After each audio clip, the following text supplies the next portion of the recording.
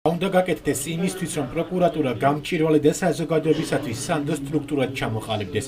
ამის შესახებ დღეს პროკურატურის საკანონმდებლო ხელისუფლებისა და დიპლომატიური კორპუსის წარმომადგენლები მსჯელობდნენ. კბილაშვილის უწყებამ ის სიახლეები წარმოადგინა, რომელთა განხორციელებაც ან დაწყებულია, ან სამომავლოდ იგეგმება. მათ შორისაა სტანდარტების შექმნისა და იმ ჯგუფის ჩამოყალიბება, რომელიც პროკურორებს მონიტორინგს გაუწევს. ჯგუფი არასამთავრობო ორგანიზაციების წარმომადგენლებითა და ადვოკატებით დაკომპლექტდება და იმედოვნები, რომ ეს ფაქტორი პროკურატურას სანდოობისა და დამოუკიდებლობის მოპოვებაში დაეხმარება. უმთავრეს გამოწვევებად საქართველოს პროკურატურისთვის რჩება სანდოობა, დამოუკიდებლობა და ეფექტურობა. ვფიქრობ, რომ ეს არის სამი მთავარი პრიორიტეტი, რომლისკენაც უნდა ისწრაფოდეს საქართველოს პროკურატურა.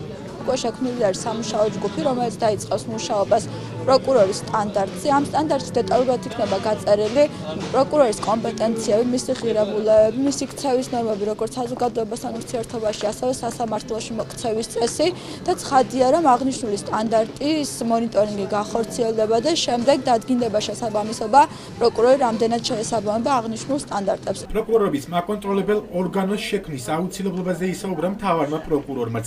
არჩილ კბილაშვილმა წინამთავრობის მაღალჩინოსნის ბაჩო ახალაიას საქმეც მოიყვანა მაგალითად და მას ხელისუფლების გამოცდა უწოდა. როდესაც ახალაიას მიმართ სასამართლომ გამამართლებელი განაჩენი გამოიტანა და შეწუხებული საზოგადოების ერთმა ნაწილმა პროკურატურის წინ მიტინგი გამართა მთავარი პროკურორის გადადგომის მოთხოვნით, ეს იყო პატარა გამოცდა ხელისუფლებისათვის აეღო თუ არა ხელი გამოცხადებულ დემოკრატიულ გარდაქმნებზე და სასამართლოს პროკურატურის დიქტატისაგან გათავისუფლებაზე. ეს მხოლოდ მინიშნება იქნება იმისა, რომ ქვეყანაში არის ავტორიტარული მმართველობა და დემოკრატია დამთავრდა. თუ ადვოკატებს აღარ ექნებათ პრეტენზია პროკურორთან მიმართებაში და პირიქით პროკურორს არ ექნება გარკვეული პრეტენზია უფლებადამცველთან, რომ ის არ ითვალისწინებს ყველაფერს, რაც გასათვალისწინებელია. საგამოძიებო უწყებაში მიმდინარე რეფორმების გარდა საკანონმდებლო დონეზე გასატარებელ რეფორმებზე ისაუბრა პარლამენტის თავმჯდომარემ.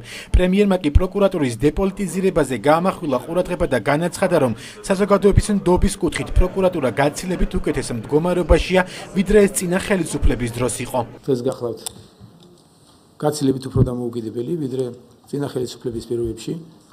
უფრო ფართოდ პროკურატურის ადგილი როგორ იქნება თანამედროვე ქართულ სახელმწიფოში, ამაზე იმსჯელებს პარლამენტი.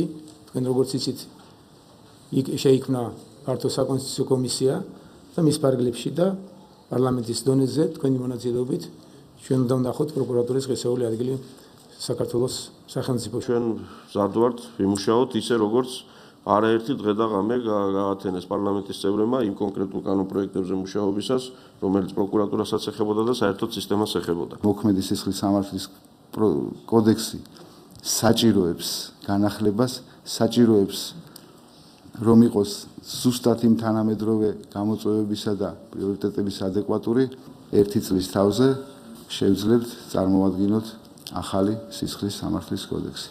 მთავარი პროკურორის მოადგილის ლაშა ნაცვლიშვილის ამ ინიციატივას არაერთგვაროვანი შეფასება დღესვე მოყვა დეპუტატებისა და უფლებადამცველების მხრიდან. მათი თქმით, დღეს კოდექსის ცვლილებებს საჭიროებს, თუმცა ახალი კოდექსის შექმნის აუცილებლობა არ არსებობს. ვერ ვიტყვი, ესე წინასწარ ვერ ვიტყვით, იმიტომ რომ ეს უნდა აჩვენოს თვითონ იმ მოცულობამ, რა მოცულობაც მიზანშეწონილად ჩაითვლება, რომ ცვლილებები უნდა განხორციელდეს. თუ ეს მოცულობა მოითხოვს ახალ კოდექსს, ახალი კოდექსი. მე არ ვფიქრობ, რომ სისხლის სამართლის მატერიალური კოდექსი საჭიროებს ცვლილებებს. ცვლილებებს საჭიროებს სისხლის სამართლის საპროცესო კოდექსი, თუნდაც იქიდან გამომდინარე, რომ სულ ახლა ჩვენ ცხოვრობდით გამოცხადებული ნულოვანი ტოლერანტობის პოლიტიკის პირობებში და დღეს ცხოვრობთ გამოცხადებული სისხლის სამართლის ლიბერალიზაციის პოლიტიკის პირობებში. პროკურატურის ცვლილებებს შტამბეში თავს უწოდებს სახალხო დამცველი, თუმცა აცხადებს, რომ მის წინაშე კვლავ მრავალი გამოწვევა დგას. საგამოძიებო უწყების მუშაობაზე ისაუბრა დღეს ამერიკის შეერთებული შტატების ელჩმაც. აშშ მტკიცედ უჭერს მხარს ძლიერ და ეთიკურ პროკურატურას, რომელიც პატივს სცემს სამართლებრივ პროცესს.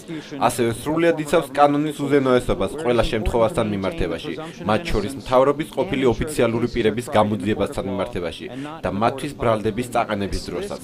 ასევე მნიშვნელოვანია, უზრუნველყოფილი იყოს, რომ ეს საქმეები განიხილებოდეს სასამართლოში, კანონის შესაბამისად და არა საზოგადოებრივი აზრის სამსჯავროზე.